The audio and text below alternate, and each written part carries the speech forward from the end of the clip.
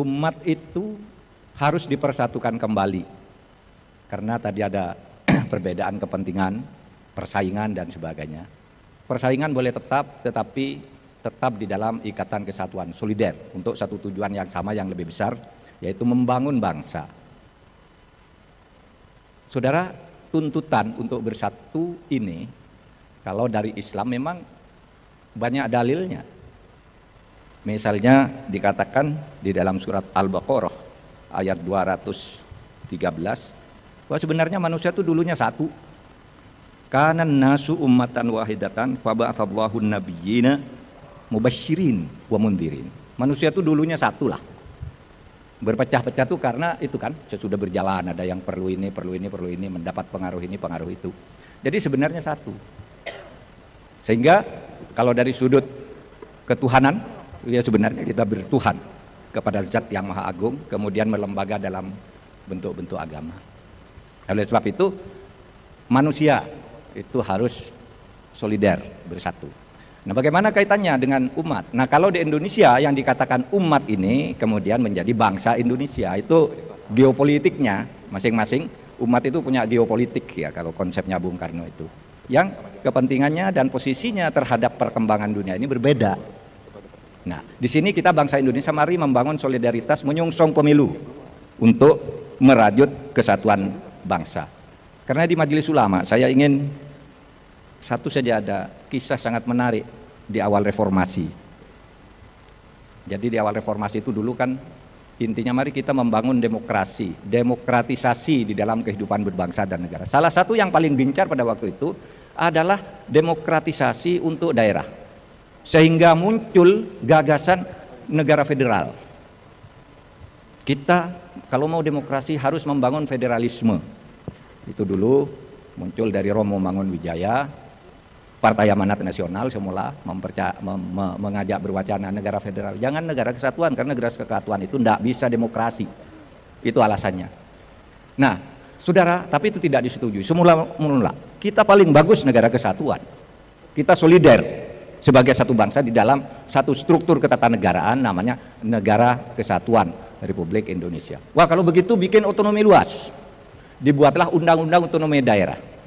Apa yang menarik dari situ? Ketika undang-undang otonomi daerah, oke, sekarang kita negara kesatuan, tapi urusan-urusan harus diserahkan ke daerah. Kecuali 5 hal yang biasa di negara federal ada. Apa 5 hal itu? 1, fiskal dan finansial, tetap diurus pusat.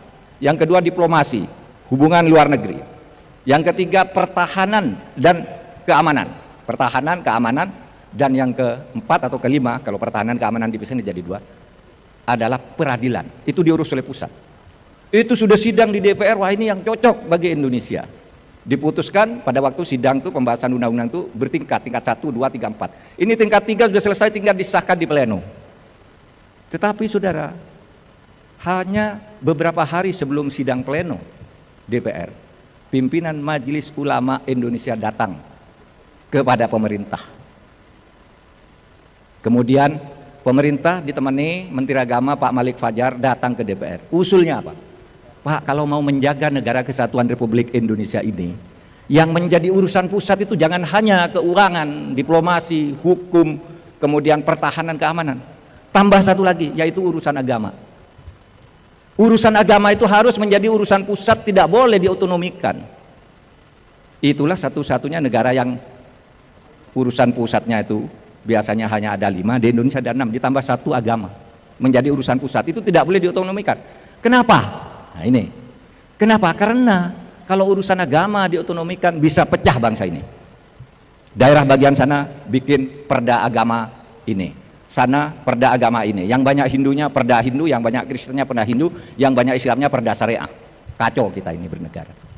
Nah saudara, ini sumbangan Majelis Ulama yang kemudian menjadi Undang-Undang nomor 22 tahun 1999. Maka kalau sekarang Majelis Ulama ingin merajut kembali solidaritas ini, kerukunan antar umat, di sini ada wakil-wakil dari berbagai agama lain, tadi ormas-ormas keagamaan lain, dan kita yang ormas Islamnya berbeda-beda, supaya menegaskan ini di dalam hati kita, bahwa kita sebagai satu bangsa itu adalah makhluk Tuhan yang dulunya bersatu, dan harus terus bersatu kalau ingin maju. Kalau dalam lingkup geopolitik kita menjaga negara kesatuan Republik Indonesia, kalau untuk dunia kita menjaga hubungan antar manusia, sehingga di dalam Pancasila itu ada kata kemanusiaan yang adil dan beradab manusia, lalu ada persatuan Indonesia setelah ketuhanan.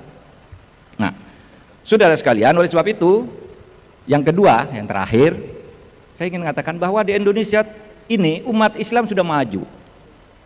Saya mengatakan omong kosong kalau ada orang mengatakan di Indonesia ini ada Islamofobia.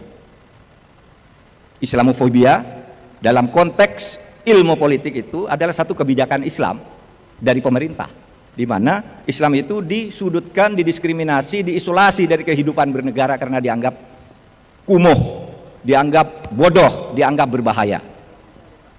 Belanda dulu membuat politik pendidikannya secara Islamofobia. Kalau orang Islam itu, orang pesantren, tidak boleh ngurus negara. Sehingga meskipun sudah ikut berperang memerdekakan negara, tidak bisa jadi pegawai. Pegawai pemerintah tidak boleh, ijazahmu tidak ada. Belanda sudah mengatakan orang Islam itu di kampung-kampung. Nah sekarang saudara, Islamofobia itu tidak ada. Karena semua orang Islam sekarang sudah seperti kita. Bisa menjadi pegawai, bisa sekolah, bisa berdagang, bisa menjadi pejabat, bisa menjadi anggota DPR. Semua bisa, asal berprestasi.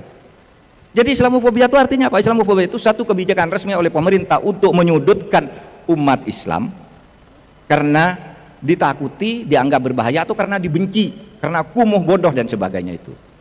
Nah sekarang tidak ada, kita semua di negara ini sudah bebas karena persatuan Indonesia dan solidaritas serta konsep keislaman yang mengatakan ummatan wahidah. Nah, saudara sekalian, saya katakan kalau ada kebijakan, misalnya ada sesuatu serangan terhadap masjid, kelompok pengajian, ejekan terhadap orang berpakaian tertentu, lalu itu kita katakan Islamofobia, itu bukan Islamofobia, karena itu terjadi antar masyarakat. Orang yang tidak suka Islam, warga masyarakat mengatakan wah ini kumuh, itu bodoh, itu bahaya. Itu bukan Islamofobia karena itu bukan kebijakan negara. Negara, pemerintah tidak pernah mengatakan Islam itu berbahaya. Kalau begitu apa? Kalau antar masyarakat Anda, misalnya ada orang Islam di sana lalu mengatakan itu Islamofobia, maka orang berhak juga mengatakan wah itu Kristenfobia. Karena juga orang Islam sering bilang, loh kok gerejanya di situ, gerejanya mengganggu. Kok ada puri di situ, ada yang nendang juga. Itu Hindufobia. Tetapi itu bukan, itu ada di masyarakat. Kalau dari negara terhadap rakyatnya, kita ini sudah membangun kesatuan, persatuan di negara kesatuan Republik Indonesia yang sering disebut sebagai kalimatun sawa. Dalam Al-Quran itu, Qul ta'alau ila kalimatin sawa.